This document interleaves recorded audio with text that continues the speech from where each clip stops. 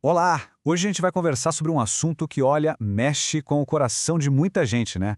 Namoro com alguém de outra religião, especificamente um protestante. Será que pode dar certo? O que a Igreja Católica diz sobre isso? Vamos descobrir juntos? Essa frase é de um depoimento real e ela é forte, né? Ela resume bem a angústia que muitos casais vivem. Mostra que essa não é uma questão qualquer, é uma decisão que tem um peso enorme na vida a dois.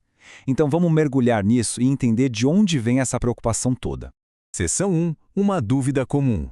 Bom, o nosso papo aqui é para entender o que a igreja realmente ensina. Não é só um pode ou não pode. A ideia é descobrir a sabedoria que existe por trás das orientações, um cuidado de mãe que a igreja tem. Seção 2. A resposta da igreja. Ok, então vamos direto ao ponto. Afinal, um casamento entre um católico e um protestante é possível aos olhos da igreja? Vamos ver o que os documentos oficiais dizem. Primeiro, a gente precisa alinhar os termos. O nome técnico para isso é casamento misto. E a definição do catecismo é bem específica, olha só. É o casamento entre um católico e um cristão não católico que já foi batizado. A precisão aqui é super importante. E é fundamental não confundir isso com disparidade de culto. Esse outro caso é quando um católico quer se casar com alguém que não tem batismo nenhum. Aí a diferença é vista como mais profunda, porque falta aquele laço comum do batismo, sabe? Por isso, nesse segundo caso, a igreja pede uma cautela ainda maior e uma permissão diferente, que se chama dispensa.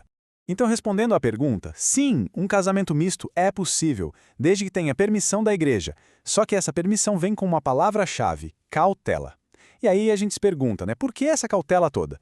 Seção 3. Os riscos reais. É muito importante entender que as regras da igreja não são barreiras para dificultar a vida de ninguém. Pelo contrário, elas nascem de séculos de experiência e de uma preocupação real, um cuidado pastoral com o futuro do casal e dos filhos. O catecismo é bem pé no chão, ele aponta desafios bem práticos que podem surgir. Por exemplo, sentir a divisão dos cristãos dentro da própria casa, ter visões diferentes sobre a fé, sobre o que é o casamento, e, claro, as tensões que quase sempre aparecem na hora de decidir a educação religiosa dos filhos. E aqui, gente, está o ponto central, o maior perigo que a igreja aponta. É a chamada indiferença religiosa. É aquela ideia de, tanto faz a igreja, ou o que importa é só o amor. Isso, na prática, pode levar a um esvaziamento total da importância da fé, tanto para o casal quanto para os filhos.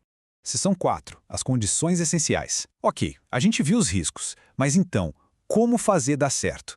A igreja não fecha a porta. Pelo contrário, ela propõe um caminho com algumas condições bem claras para que a permissão seja concedida.